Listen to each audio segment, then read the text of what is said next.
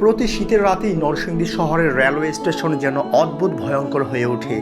আপনি যদি কখনো রাত 10টার পরে এখানে আসেন, দেখবেন শীত সবার জন্য আনন্দ বয়ে আনে না। কারো কারো নিজের বলার মতো একটা ঠিকানাও নেই।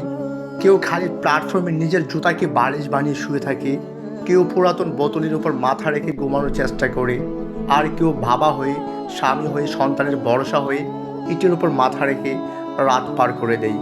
যেখানে একটা ভালো বালিশই নেই, সেখানে শীতবস্ত্র তো তাদের কাছে বিলাসিতা। যদি কেউ না দেয়, তারা কিছু পায় না। তারপরও রাত কেটে আরেকটা দিন শুরু হয়। পুরুষের জীবন আসলে কেমন হয়তো বলে না, হয়তো চেহারায় পানি দেখায় না, কিন্তু ভিতরে ভিতরে সংগ্রাম, দায়িত্ব আর বেদনা জমে থাকে। বাড়ির মানুষকে হাসি দেখানোর আগে নিজের কষ্টটা গিলে ফেলতে শিখে ফেলেছে তারা। সবাইকে ঠিক রাখতে গিয়ে নিজেরটা ঠিক রাখার সময় পাই না।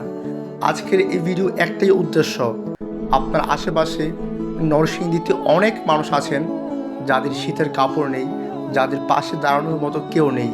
নরসিংদীতে ইতিমধ্যে কনকনে শীত শুরু হয়ে গিয়েছে।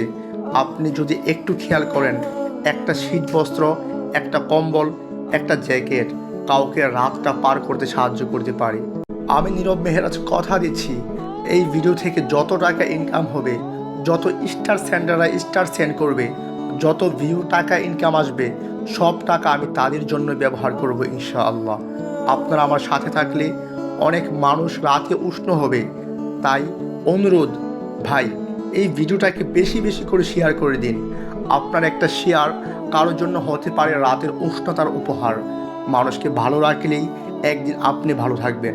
ধন্যবাদ।